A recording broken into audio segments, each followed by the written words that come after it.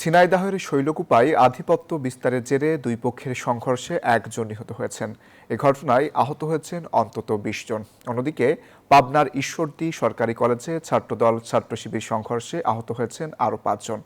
এছাড়াও রাজশাহীতে পরিবহন শ্রমিকদের দুই গ্রুপের মধ্যে ধাওয়া পাল্টা ধাওয়া ও ককটেল বিস্ফোরণের ঘটনা ঘটেছে। প্রতিনিধিদের পাঠানো তথ্য চিত্রাডেস্ক রিপোর্ট। আধিপত্যের জেরে বৃহস্পতিবার দেশের ৩ জেলায় সংঘর্ষ ধাওয়া পাল্টা ধাওয়ার ঘটনা ঘটেছে। বৃহস্পতিবার সকালে ঝিনাইদহের শৈলকুপার মাধবপুর গ্রামে আধিপত্য বিস্তারের জেরে দুই পক্ষের সংঘর্ষে একজন নিহত হয়েছেন। পুলিশ ও স্থানীয়রা জানান, জেলা যুবদল নেতা আবু জাহিদের সমর্থকদের সাথে শৈলকুপা উপজেলা যুবদলের সদস্য সচিব আবুল বাশার তরিকুলের সমর্থকদের বিরোধ ছিল। বুধবার জাহিদের এক সমর্থককে মারধরের জেরে সংঘর্ষে জড়ায় দুই পক্ষ।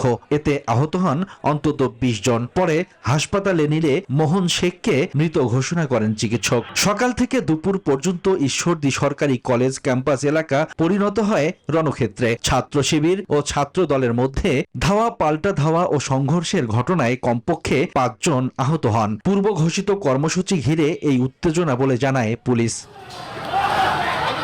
এদিকে বিকেলে সাংগঠনিক পদ নিয়ে রাজশাহীর শিরোইল বাস স্ট্যান্ড এলাকায় সংঘর্ষে জড়ায় পরিবহন শ্রমিকদের দুই গ্রুপ। ঘটে ধাওয়া পাল্টা ধাওয়া ও ককটেল বিস্ফোরণের ঘটনা। বেশ কয়েকটি দোকানও ভাঙচুর করা হয়। আহত হন বেশ কয়েকজন।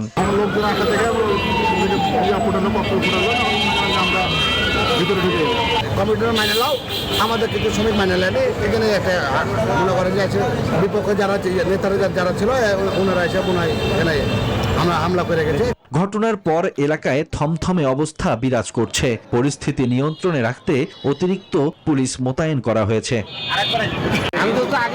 Desk report, news 24।